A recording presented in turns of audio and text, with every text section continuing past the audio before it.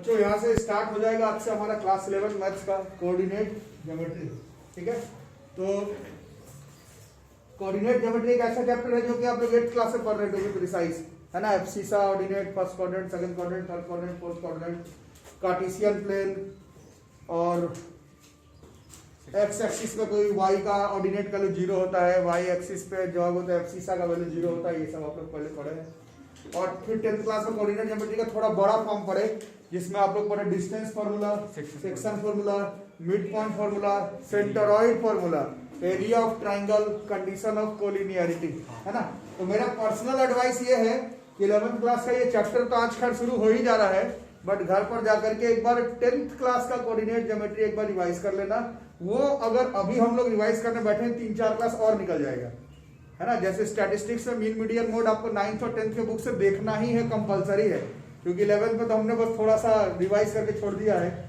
उसी तरह से कोऑर्डिनेट ज्योमेट्री आपका काम है कि आप 10th वाला कोऑर्डिनेट ज्योमेट्री जो है वो जरूर से सब लोग रिवाइज कर लेंगे। पहला चीज ये। दूसरा चीज, कोऑर्डिनेट ज्योमेट्री जैसे फिजिक्स में भी आप लोगों का चैप्टर चल रहा है bulk properties of matter. Chapter का नाम एक है बट उसके अंदर 7 छोटा छोटा चैप्टर है। उसी तरह से JEE Mains, JEE Advance, NDA के सिलेबस के हिसाब से और टू बी प्रिसाइज मेरे ट्यूशन के हिसाब से एक ही चैप्टर है कोऑर्डिनेट ज्योमेट्री, बट एक्चुअली में इसके अंदर 4 चैप्टर आता है। उसमें हम लोग को स्ट्रेट लाइन, मतलब टू बी फेयर 5 चैप्टर आता है। स्ट्रेट लाइन है, सर्कल है, पैराबोला है, इलिप्स है और हाइपरबोला है। तो मैं ऐसे नहीं पढ़ाऊंगा, मतलब ट्यूशन में it will be under one segment coordinate geometry, but इसके अंदर बहुत सारा चैप्टर्स है, उसको हमें ध्यान से देखना पड़ेगा। ये हो गया सेकंड लेक्चर की बात। थर्ड नंबर पर मेरे को ये बताना है कि सब लोगों का स्कूल, हाँ मैं ये बता रहा था कि ये जो चैप्टर है कोऑर्डिनेट ज्योमेट्री, ये चैप्टर आपके 11th क्लास का एकमात्र मैथ्स का ऐसा चैप्टर है जिसमें जो आप किताब से जो पढ़ेंगे, किताब मतलब मैं एनसीईआरटी का बात नहीं कर रहा, एनसीईआरटी आर्ट्सवाल, आर डी शर्मा और केसी सिन्हा, जो 4 बुक आप लोग जानते हैं, उसका सिलेबस और जेई मेंस, जेई एडवांस और एनडीए का सिलेबस में वाइड डिफरेंस, बिल्कुल क्वेश्चन का डिफरेंस नहीं बोल रहा मैं, क्वेश्चन का स्तर का डिफरेंस का बात नहीं कर रहा, I am talking about different topics. ये वो चैप्टर है जिसमें कि आपको एंट्रेंस एग्जामिनेशन के लिए और जो आपका स्टडी बुक वाली बुक है, चारों बुक तुम देख लो, एनसीईआरटी आर्ट्सवाल, आर डी शर्मा, केसी सिन्हा, उसके बीच में एक वाइड डिफरेंस मिलेगा। क्वेश्चन का नहीं, पूरा टॉपिक ही अलग अलग दिया हुआ। तो हम लोग शुरुआत में जो आपका मेजर सिलेबस एनसीईआरटी आर्ट्सवाल, आर डी शर्मा, केसी सिन्हा, उस हिसाब से पहले चलेंगे, बट उससे बहुत कम ही क्वेश्चन मेंस और एडवांस का और एनडीए का आपसे बन पाएगा। उससे स्कूल का क्वेश्चन बन पाएगा, सारे एंट्रेंस का क्वेश्चन नहीं बन पाएगा। उसके लिए हम लोग को चैप्टर को बहुत लंबा खींचना पड़ेगा। तो शुरुआत में हम लोग जो आपका ऑफिशियल सिलेबस है उस हिसाब से चलेंगे। उसके बाद वो सब मैं टॉपिक बताऊंगा जो बुक्स में मेंशन नहीं है। बुक का मतलब एनसीईआरटी नहीं, चारों बुक में मेंशन नहीं है, बट उससे क्वेश्चन पूछा जाता है, तो वो हम लोगों को डिटेल्स में देखना पड़ेगा। ठीक है। चौथा नंबर लेक्चर, इसी चैप्टर से सबसे ज्यादा क्वेश्चन आने वाला है तुम्हारे जेई मेंस में, जेई एडवांस में, एनडीए के एग्जामिनेशन में भर भर के क्वेश्चन आएगा। एनडीए तो अपने जगह पर है, जेई का एग्जाम, इंजीनियरिंग का एग्जाम क्लियर करना है, यही चैप्टर आपका तुरुप का पत्ता है। कम से कम 5 क्वेश्चन आएगा इस चैप्टर से। अगर आप 4 भी बना सके तो अपीयरिंग ईयर में ही निकल जाओगे। इस चैप्टर को और सीक्वेंस सीरीज वाले चैप्टर को पकड़ सको और मैथमेटिकल रीजनिंग, स्टैटिस्टिक्स और हाइट एंड डिस्टेंस को पकड़ सको तो तुम अपीयरिंग में अच्छे नंबर के साथ निकल जाओगे। तो किसी भैया दीदी का बात सुनने का जरूरत नहीं कि ड्रॉप करना पड़ेगा, ये करना पड़ेगा, वो करना पड़ेगा। चैप्टर चुन लो, कोऑर्डिनेट का क्वेश्चन और सीक्वेंस सीरीज का क्वेश्चन मार लिए, अपीयरिंग में निकल जाओगे। निकलने का मतलब कट ऑफ क्लियर करने का बात नहीं बोल रहा हूं, निकलने का मतलब बढ़िया रैंक लेके निकल जाओगे। कोऑर्डिनेट का, सीक्वेंस सीरीज का, मैथमेटिकल रीजनिंग, स्टैटिस्टिक्स और हाइट एंड डिस्टेंस का क्वेश्चन बना लेते हो, तब बाकी सबको तुमसे भी स्कूल एग्जाम के लिए पढ़ के छोड़ दो। ठीक है। एंट्रेंस का स्ट्रेटेजी अलग है। ये जब तुम लोग एडमिशन लिए थे 11th में, तो पहला दिन ही से मैं बता रहा हूँ, प्रवेश परीक्षा निकालने का स्ट्रेटेजी अलग होता है और स्कूल का एग्जाम का स्ट्रेटेजी अलग होता है। तो इस चैप्टर में पूरा जोर लगा देना, नहीं भी तो 4 से 5 क्वेश्चन आएगा। 2013 जेईई मेंस में 7 क्वेश्चन आया था अकेला एक चैप्टर से, ऐसे 5 तो बनता है इससे। ठीक है। वो तो आपका 25 क्वेश्चन का पैटर्न हो गया कोविड को लेकर के, 30 में 5 था, तो 25 में 4 मान के चलो, फिर भी 4 तो कंफर्मेशन के साथ इस चैप्टर से आएगा। तो इसको आपको ध्यान रखना। और कुछ कारण है कि चैप्टर 7th 8th से ही बिल्ड करवाया जा रहा था तुमको, इसका यूज है तभी 7th 8th से था। 7th में भी था, 8th में भी था, 9th में भी था, 10th में भी था। चैप्टर का नाम भी यही था, कोऑर्डिनेट ज्योमेट्री। अलग अलग नाम भी नहीं, ऐसा नहीं कि कुछ कुछ अलग हो गया। चैप्टर का नाम हर बार सेम ही जा रहा है, कोऑर्डिनेट ज्योमेट्री। तो कमाल का चैप्टर है, ध्यान लगाना। इसमें हमारा पहला चैप्टर जो हम लोग स्टार्ट करेंगे that will be straight lines. ठीक है। और फिर से एक बार मैं बता दूं, शुरुआत में we will try to focus on the syllabus questions, मतलब जो एनसीईआरटी आर्ट्सवाल, आर डी शर्मा, केसी सिन्हा में है उससे 50-50 वाली बात होगी। 100% क्वेश्चन जेईई मेंस का जो अभी पढ़ा रहा है उससे नहीं बन पाएगा, अभी वाले से स्कूल का क्वेश्चन जनरली बना पाओगे। ठीक है, तो पहले समझ तो ले, क्वेश्चन तो क्वेश्चन है। तो क्या क्या इसमें हमें पढ़ना है? तो सबसे पहले स्ट्रेट लाइन का मतलब 9th के हिसाब से linear equation in 2 variable ax plus by plus c बराबर 0, x पे पावर 1 y पे पावर 1 और 2 वेरिएबल इसको प्लॉट करते हैं तो ये स्ट्रेट लाइन आता है।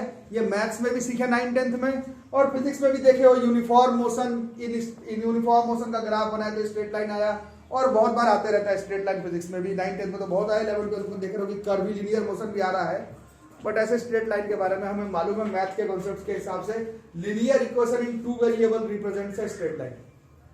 ठीक है, तो ये चीज पहले। इसके बाद इसमें सबसे पहला ये चैप्टर का नाम है।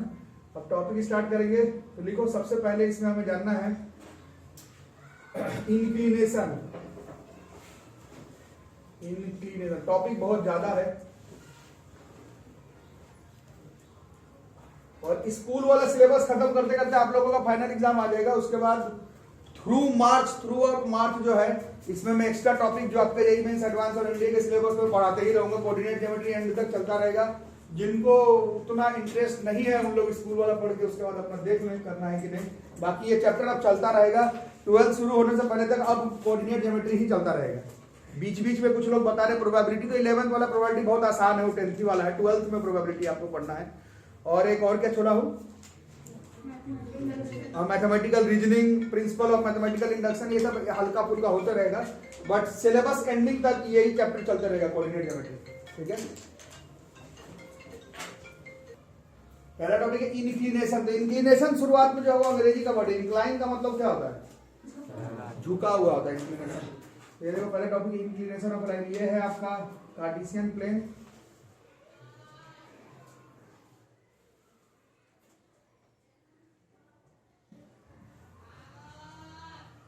ये आपका कार्टेशियन प्लेन और स्ट्रेट लाइन, ये आपका स्ट्रेट लाइन है ना। ये स्ट्रेट लाइन एक्स एक्सिस के साथ ये वाला जो एंगल बना रहे हैं एंटी क्लॉकवाइज ओरिएंटेशन में, इसी एंगल को हम लोग कहते हैं inclination of a straight line. याद रहेगा, झुका हुआ तो इंग्लिश का वर्ड है, मैथ्स में झुका हुआ तो नहीं चलेगा। ये एंगल एक्स एक्सिस के साथ निकालेंगे, उस एंगल को ही हम लोग इंक्लिनेशन कहेंगे स्ट्रेट लाइन का। ओके, लिखो। सेकंड टॉपिक है स्लोप ऑफ लाइन। लगाओ दूसरा टॉपिक स्लोप। तो ये स्लोप वर्ड भी बहुत दिन से सुन रहे हैं। स्लोप वर्ड भी फिजिक्स में शायद पहली बार स्लोप वर्ड जो है वो हम लोग फिजिक्स में ही सुने हैं 9th क्लास के मोशन चैप्टर में, नहीं। और उसके बाद अभी सुने ही जा रहे हैं लगातार। सेकंड टॉपिक है स्लोप ऑफ लाइन। तो इसका डायग्राम मैं तो मिटा दिया, तुम तो मिटाए नहीं पिछला वाला डायग्राम। हाँ, तुम मिटा भी नहीं सकते, तुम तो पेन से लिखे हो, है ना। मैं तो मिटा दिया क्योंकि मेरे को जरूरत नहीं, तुम्ही को जरूरत है। वो जो डायग्राम बना है वो उसी में काम चल जाएगा। अभी क्या निकाले थे थोड़ा देर पहले? इंक्लिनेशन में क्या निकाले थे? एक एंगल, बस उस एंगल का tan थीटा निकाल दो, वही स्लोप हो जाएगा। m से डिनोट करेंगे आज के बाद स्लोप को। वो थोड़ा देर पहले जो डायग्राम बनाए थे उसी डायग्राम का tan थीटा निकाल दो, वही स्लोप हो जाएगा। ठीक है, जो डायग्राम अभी थोड़ा देर पहले बनाए थे उसी डायग्राम का tan थीटा निकाल दो, वही स्लोप हो जाएगा। और यही 9th क्लास में पहली बार पढ़े थे। 9th में tan थीटा नहीं पढ़े थे, लेकिन 9th में स्लोप का मतलब y बाई एक्स लिखे होगे। 10th में जब गए तो tan थीटा का डेफिनेशन मालूम चला, परपेंडिकुलर बाई बेस, वही की जा रहा है। tan theta perpendicular by base से स्लोप ढलान m, tan theta is the slope of a line. यही फिजिक्स में अभी 11th क्लास में सीखे कि tan थीटा से स्लोप केवल स्ट्रेट लाइन का निकलता है। कर्व पर हर पॉइंट पर अलग, उसके लिए आपको कैलकुलस का सहारा लेना पड़ रहा है। देख ही रहे हो 11th 12th में फिजिक्स में हर पॉइंट पर ढलान चेंज हो रहा है। अगर कर्व पर है तो आपको कैलकुलस का सहारा लेना पड़ रहा है। ये चैप्टर कैलकुलस का नहीं है, यहाँ पर slope of a straight line का बात हो रहा है, वो tan थीटा से निकल आएगा। ओके, कोई दिक्कत? लिखो इसको। थर्ड टॉपिक है पैरेलल लाइन का कंडीशंस देखते हैं। थर्ड टॉपिक है पैरेलल लाइंस का कंडीशंस देखते हैं। कंडीशन एक्चुअली अब थोड़ा डायग्राम बनाने की जरूरत पड़ेगी। तो ये हमारा कार्टेशियन प्लेन, बढ़िया चैप्टर है, 1-2 दिन सेटअप में लग जाएगा, फिर हम लोग इसका क्वेश्चन करेंगे। तो पैरेलल लाइंस तो जान ही रहो किसको कहते हैं, है ना। दो लाइन जो आपस में इंटरसेक्ट ना करे, स्ट्रेट लाइन आपस में इंटरसेक्ट ना, तो पैरेलल लाइन है।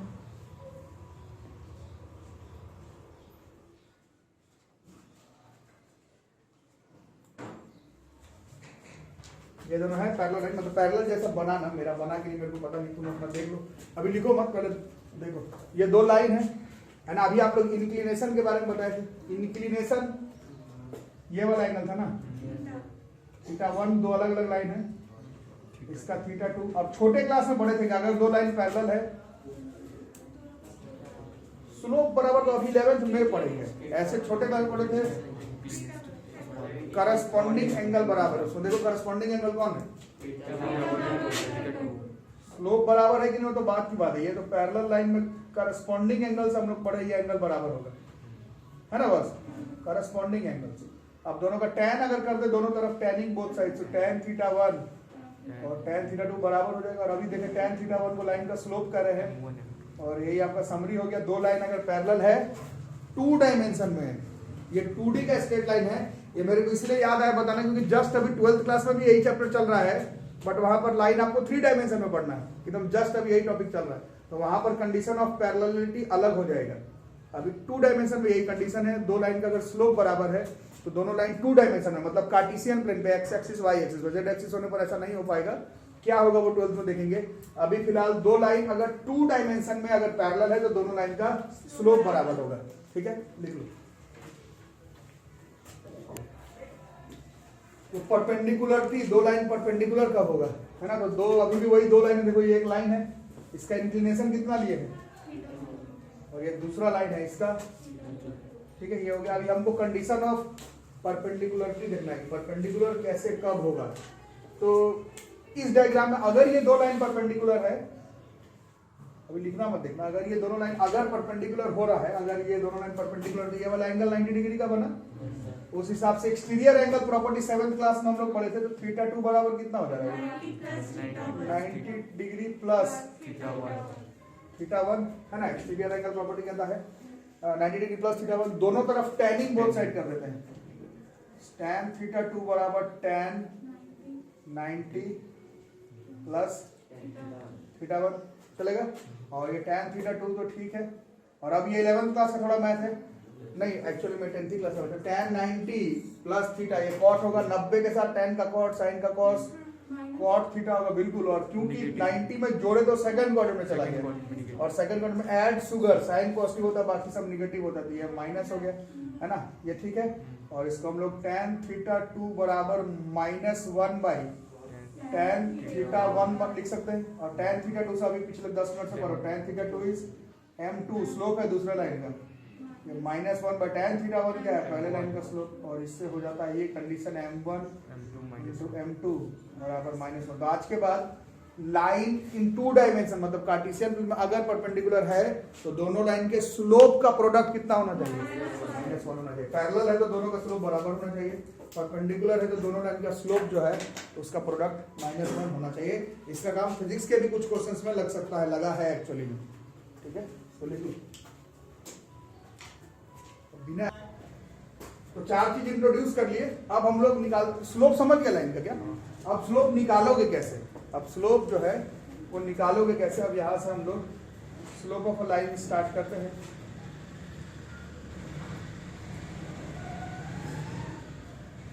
स्लोप निकालने कैसे वाले, तो बोलोगे सर स्लोप तो निकालने के एंगल हुआ देख करके, एंगल पता लगाएंगे और एंगल का tan थीटा कर दोगे तो निकल जाएगा, वो तो निकलेगा ही, ऑब्वियस है। अब मान लो कोऑर्डिनेट ज्योमेट्री पढ़ रहे हो ना, तो रूल के हिसाब से क्या कहता है, तुमको कभी भी वो एंगल मालूम रहेगा नहीं, वो तो डेफिनेशन लिखवाया जा रहा था, वो तो डेफिनेशन था। एक्चुअल में तुमको अगर वो एंगल ही दे दूं, उसका tan थीटा तुम निकाल ही ले, तो अब मैं पढ़ाऊंगा क्या इस चैप्टर में, है ना। स्लोप कोऑर्डिनेट ज्योमेट्री का बात हो रहा है। कोऑर्डिनेट ज्योमेट्री कहता है कि लाइन का स्लोप हम लोग निकालेंगे, सिंपल 10th क्लास के रूल से निकालेंगे।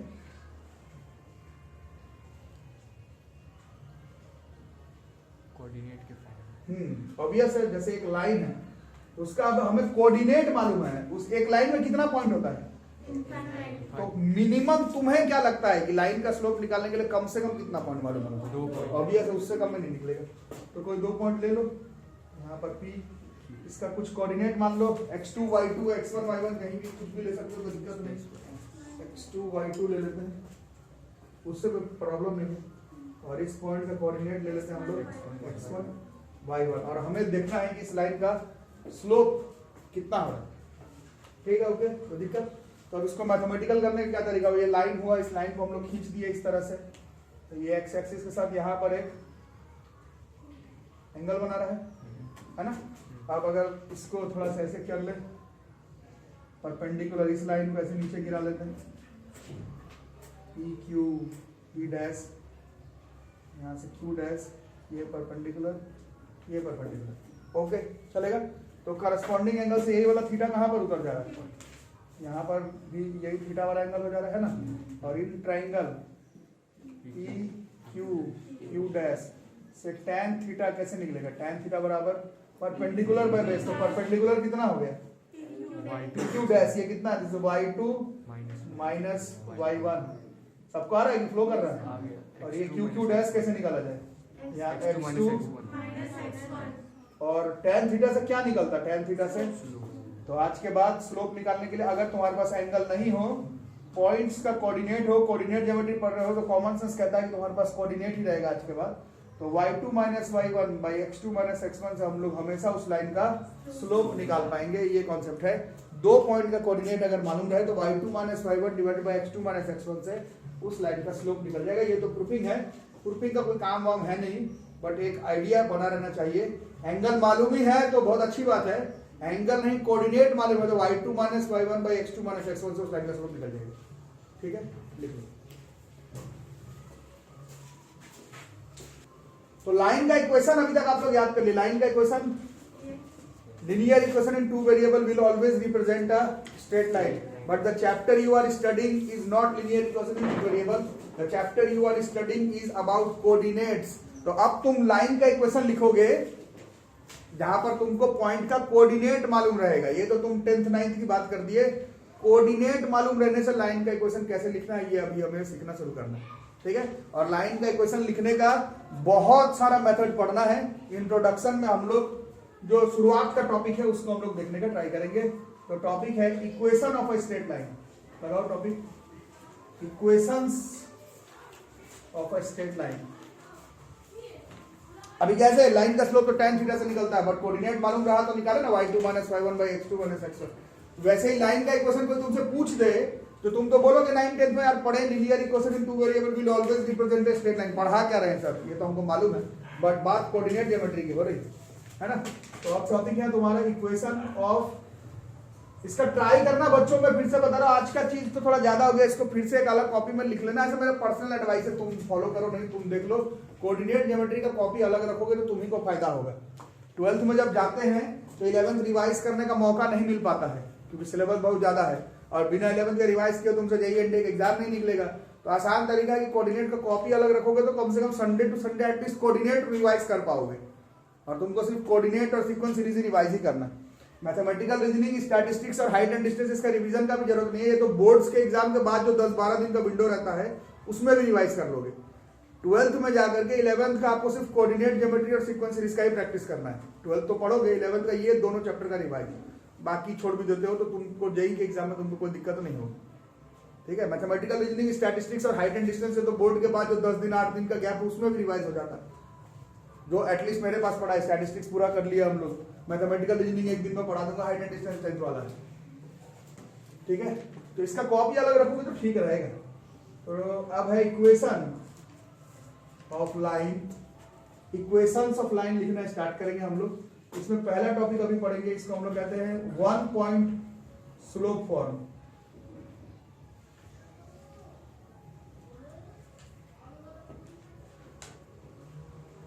One point slope form, line का इक्वेशन लिखेंगे 1 पॉइंट स्लोप फॉर्म। इसी में राज की बात छुपी हुई है।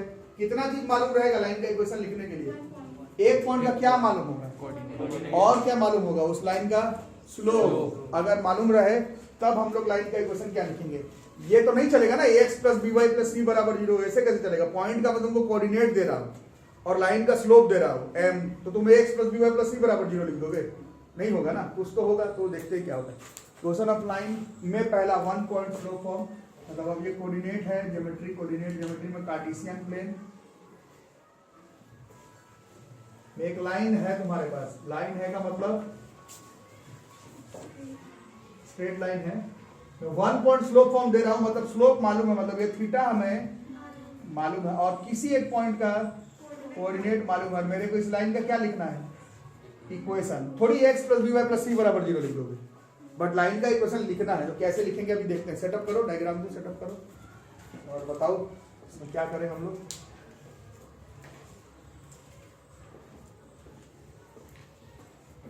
लाइन का इक्वेशन लिखना है, तो इसमें हम लोग इस लाइन पर कितना पॉइंट है, कोई एक पॉइंट ले लेते हैं जिसका कोऑर्डिनेट मेरे को नहीं मालूम है, मालूम सिर्फ इसी का x1 y1 का, इसका कुछ तो कोऑर्डिनेट होगा xy, है ना, चलेगा। और अभी थोड़ी देर पहले लिखे थे इस pm का स्लोप कैसे निकलेगा, स्लोप ऑफ लाइन pm, हाँ y minus y-y1 by x minus. इससे क्या आ जाएगा, इस लाइन का स्लोप। और स्लोप कैसे आ रहा है, स्लोप तो ये थीटा से tan थीटा मतलब m, ये तो गिवन था, अरे 1 पॉइंट स्लोप फॉर्म है, मतलब वो m मालूम था और क्या क्या मालूम है, y1 मालूम है, x1 मालूम है, मतलब ये नोन है, टिक लगा लेना, ये नोन और ये नोन। तो ऐसे करके एक लाइन का इक्वेशन लिखेंगे। अरे समझ, अब देखो आंसर किस फॉर्म में आएगा खुद से बताओ, y माइनस 3x माइनस 5 बराबर 2, तो आंसर फाइनली किस फॉर्म में आ जाएगा, फिर x का पावर 1 और y के पावर 1 के फॉर्म में ही रह जाएगा।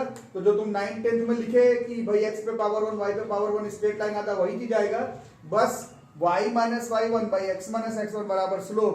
इससे हम लोग लाइन का इक्वेशन लिख सकते हैं। मिनिमम क्राइटेरिया लाइन का इक्वेशन लिखने के लिए आपके पास एक पॉइंट का कोऑर्डिनेट और उस लाइन का स्लोप थीटा या फिर स्लोप ही कहीं से अगर तुमको मालूम हो तो इतना मालूम होना चाहिए। तो y minus y1 by x minus x1 बराबर स्लोप, यही मिनिमम कंडीशन है लाइन का इक्वेशन लिखने के लिए। इसको हम लोग 1 पॉइंट स्लोप फॉर्म कहते हैं। आंसर घूम फिर के x y के फॉर्म में ही आएगा, 3x प्लस 5y बराबर 8, आंसर फाइनली ऐसे ही आएगा। यही पढ़े छोटे क्लास में, ax plus by plus c बराबर 0, उसी फॉर्म में आएगा। लिखने का तरीका ही है, ठीक है, करो नोट। नेक्स्ट है 2 पॉइंट फॉर्म। नाम से ही पता चला 2 पॉइंट फॉर्म का मतलब 2 पॉइंट का कोऑर्डिनेट दिया हुआ है। तुम लोग लगाओ टॉपिक इक्वेशन ऑफ लाइन। अब सेकंड है 2 पॉइंट फॉर्म। अब हमें 2 पॉइंट का कोऑर्डिनेट मालूम होगा, तब हमें क्या लिखना, लाइन का इक्वेशन। थोड़ी x plus by plus c बराबर 0 लिख दो, कुछ और करना पड़ेगा। ये 1 पॉइंट फॉर्म था, 1 पॉइंट स्लोप फॉर्म।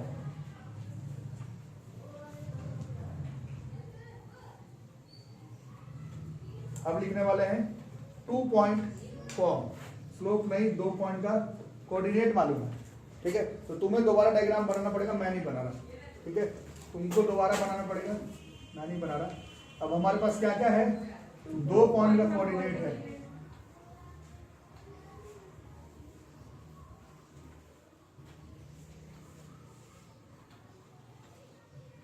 ये 2 पॉइंट का कोऑर्डिनेट है और इसका क्या लिखना है हमें, इक्वेशन, ठीक है। पहले देख लो फिर करना है। 2 पॉइंट गिवन का मतलब है 2 पॉइंट का कोऑर्डिनेट गिवन। कोऑर्डिनेट ज्योमेट्री में गिवन का मतलब उसका कोऑर्डिनेट मालूम है हमें, ठीक है। तो फिर क्या कर सकते हैं, वही बीच में कोई एक रैंडम पॉइंट ले लेते हैं, ये इसी लाइन पे है कहीं पर भी, एक्स वाई इसका कोऑर्डिनेट, ठीक है। तो सबसे पहले स्लोप ऑफ, ये अगर स्ट्रेट लाइन है तो खुद से बताना कि एपी का स्लोप और ए बी का स्लोप सेम होगा कि अलग होगा, सेम होगा, उसी लाइन पर ना है बस। एपी का चाहे ए बी का, इसका स्लोप हुआ तो सेम होगा। स्लोप अभी बताए हो कैसे निकालते हैं, इसका स्लोप कैसे निकाल रहे थे, इसका स्लोप निकाल दो y minus y1 by x और इसका ए बी का, बोलो कोई दिक्कत। जब ऐसे डाल दोगे फिर आंसर किस फॉर्म में आ जाएगा, आंसर में ये y और ये x ये बच जाएगा और आंसर फिर घुमा फिरा करके 3x प्लस 5y बराबर 8, इसी फॉर्म में कुछ आ जाएगा। अरे समझ में, ये इसमें गिवन क्या क्या है, गिवन में टिक लगा कर ये दोनों, ये गिवन है, इसमें रखोगे, सॉल्व करोगे, क्रॉस मल्टीप्लाई करोगे, आंसर में फिर x का पावर 1 और y का पावर 1 बचा रह जाएगा। जो छोटे क्लास में पढ़े थे आंसर उसी फॉर्म में आएगा, 3x प्लस 5y प्लस 8 बराबर 0, आंसर वैसे ही आएगा।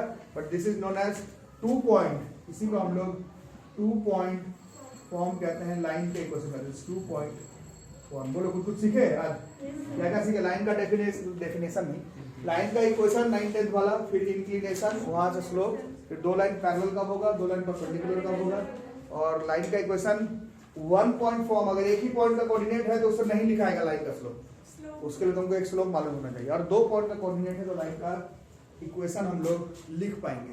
इतना चीज याद करो, और कम से कम एक क्वेश्चन था, चैप्टर शुरू करने का हम लोग ट्राई करते हैं, बाकी बहुत लंबा जाने वाला है कोऑर्डिनेट ज्योमेट्री। और मेरा ये कहना रहता है हर क्लास में कि कोई चैप्टर अगर बहुत लंबा जाने वाला है तो उसको इंटरेस्ट से पढ़ो, क्योंकि जैसे कोई कुछ देता ना टफ है तो चलो उतना मन नहीं लग रहा, 2 क्लास का खत्म हो जाएगा, बात खत्म करो, वो इसमें होगा नहीं। मोस्ट प्रोबेबली 1.5 महीना हम लोग ये चैप्टर पढ़ने वाले हैं, 12 से 8-10 दिन पहले तक यही में पढ़ाते रहूंगा, तो बिना मन के उतना दिन कैसे पढ़ोगे एक चैप्टर? नहीं, बिना मन के 2 दिन आदमी पढ़ लेता है, 1.5-2 महीने एक ही चैप्टर बिना मन के नहीं पढ़ पाओगे, तो उससे अच्छा थोड़ा इंटरेस्ट जमाने का कोशिश करो, नहीं तो इतना बड़ा चैप्टर में मजा नहीं आ पाएगा। एक क्वेश्चन कम से कम करेंगे अभी,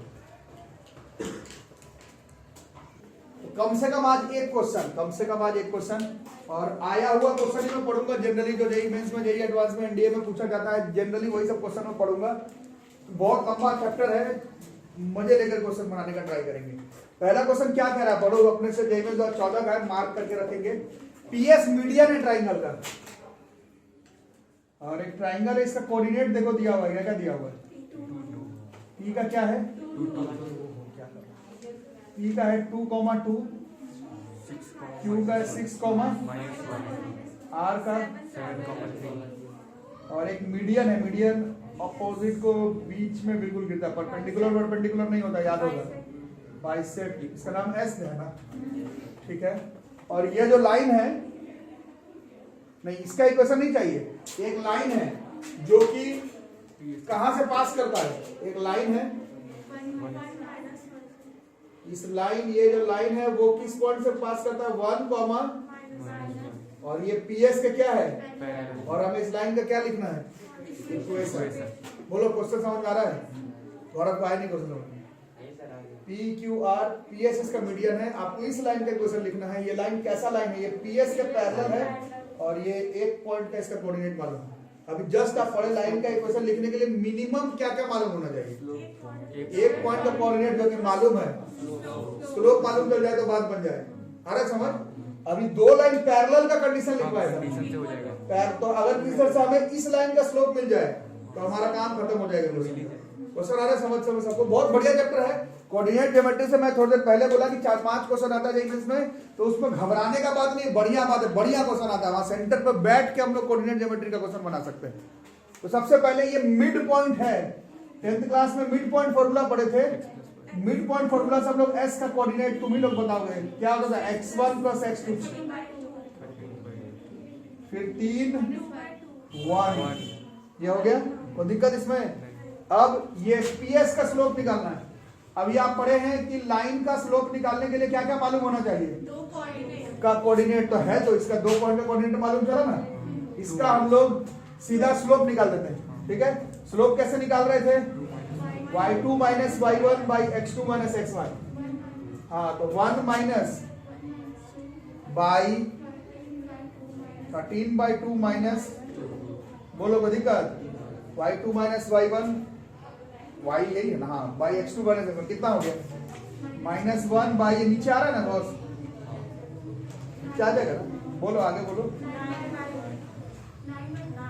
+9/2 ना, ये कितना हो गया मिला जुला के? This is -2/9। ये किस लाइन का स्लोप है? पीएस का है। अब एज ये जो लाइन बना है एल, वो पैरेलल है पीएस के, 2 लाइन पैरेलल होने पर उसका क्या सेम? तो इस लाइन का भी स्लोप ऑफ लाइन एल, इसका भी स्लोप कितना हो गया? माइनस। और एक लाइन का इक्वेशन लिखने के लिए कम से कम एक पॉइंट का कोऑर्डिनेट और इसका तो लिखते हैं, therefore equation of line L क्या था? इक्वेशन एक पॉइंट का कोऑर्डिनेट और slope, this is y - y1 + 1 by x - x1 बराबर this is -2 by, what we need is a bit of cross multiplication, करो, +9 - 2x, और थोड़ा बढ़िया से अगर मैनेज करो तो this is like 2x plus equal to this is 2x + 9y + 7 बराबर 0। एक मींस का आंसर क्वेश्चन शुरू हो गया है। और यहाँ से आप लोग का एक मन में एक लगा रहना चाहिए कोऑर्डिनेट ज्योमेट्री में किस रेंज का क्वेश्चन पूछा जाएगा, क्या पूछा जाएगा, कैसे पूछा जाएगा। थोड़ा ध्यान लगाएंगे, 5 क्वेश्चन पूछा जाएगा जेईई मेंस में, कम से कम 4 भी निकाल सके, 3 पूछा जाएगा सीक्वेंस सीरीज से, कम से कम 2 भी निकाल सके तो 4 2 6, लेकिन स्टैटिस्टिक्स का श्योर बनाना पड़ेगा, मैथमेटिकल रीजनिंग का श्योर और एक हाइट एंड डिस्टेंस का श्योर। तो हमारा 11 से 9 क्वेश्चन हो रहा है और रैंक गिराने के लिए 11 से 9 ही क्वेश्चन बनाने का जरूरत है। बाकी अगर तुमसे बन जाए तो बहुत अच्छी बात, नहीं तो 9 का ही तैयारी रखने का ट्राई करेंगे। 11 से 9 क्वेश्चन ही हमें अपीयरिंग ईयर में जेईई मेंस क्लियर करने में हेल्प करेगा। ठीक है।